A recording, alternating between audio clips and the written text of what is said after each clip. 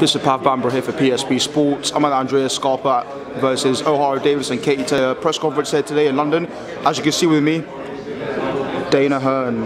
Dana Hearn? More handsome than Dana Hearn. Dana Hearn. Dana, wait, someone zoom in. Yeah. Eddie Hearn, there we go.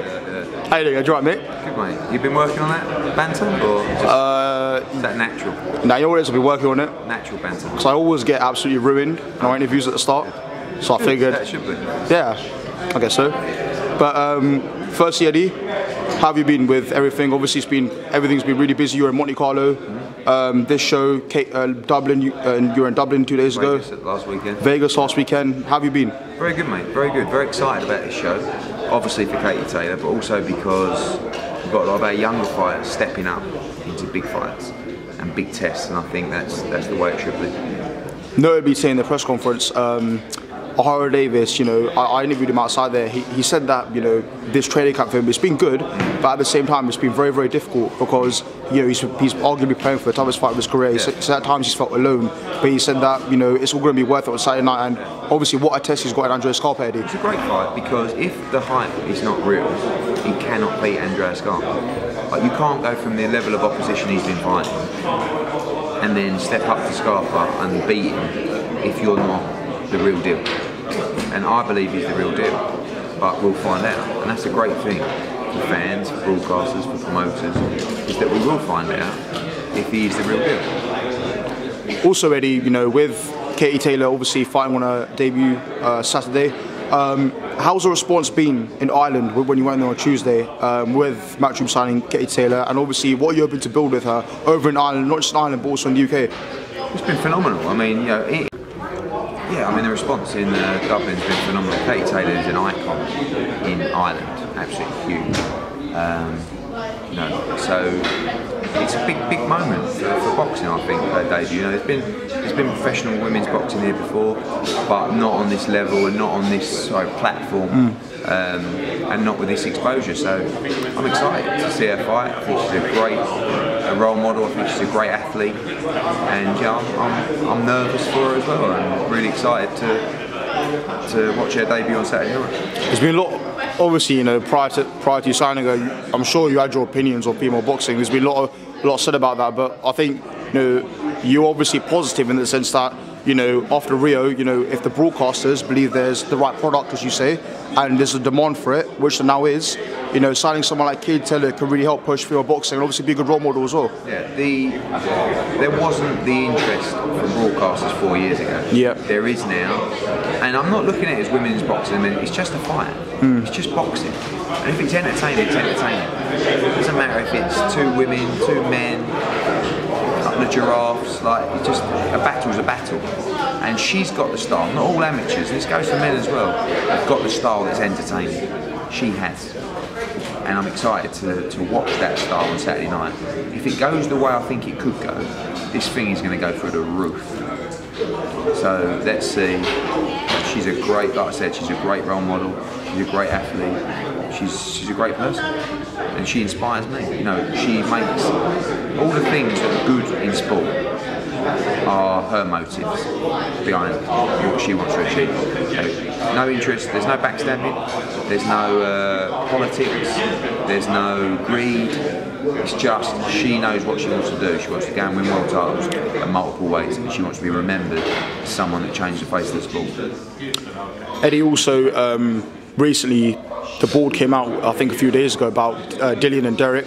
I think it was advice for them to be kept separated. What was your initial reaction when you saw that? Were you thinking, okay, probably a good thing. Yeah. I mean, like, it's got that bad that, you know, it's gone beyond a little sort of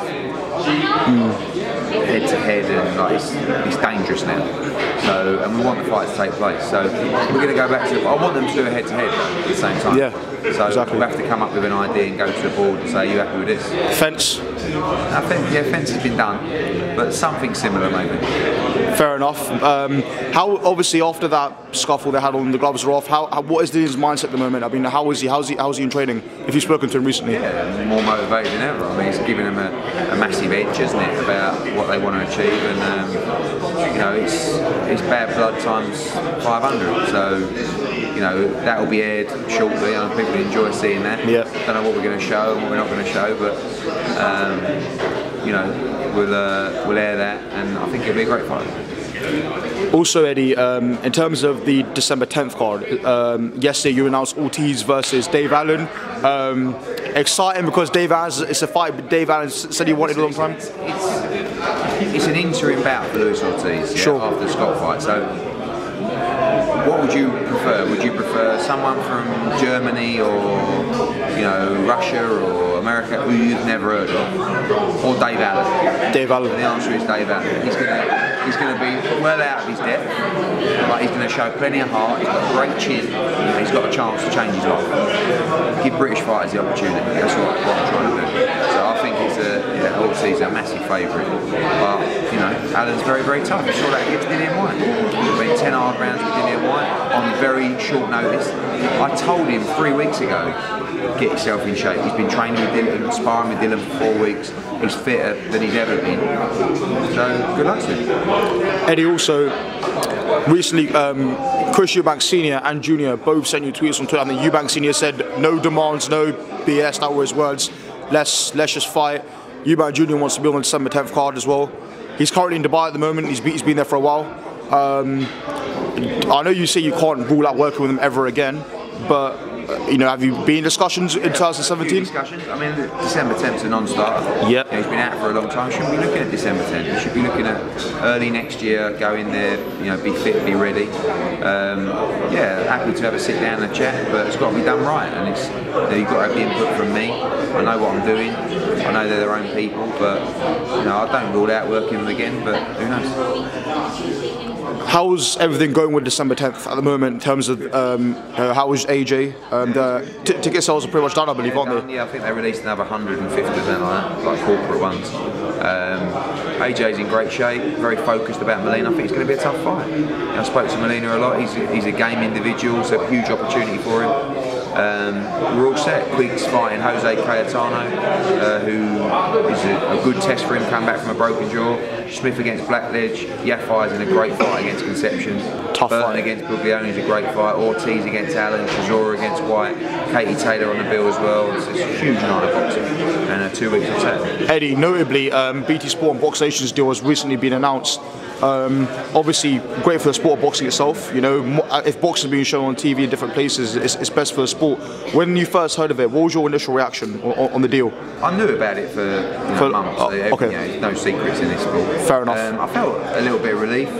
I've been propping up British boxing for 2 years really, with no competition, and I've probably trying to keep too many fighters happy because there's nothing else really for them, and now there are other opportunities for them. We need to focus on the elite fighters that we feel that can fill arenas, can headline pay-per-view cards, etc.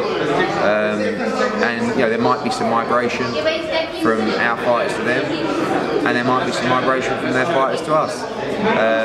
But generally, it's great, and it's not just BT Sport, it's Channel 5, ITV rumours are getting involved in boxing, and we've done that. We've created the demand for boxing.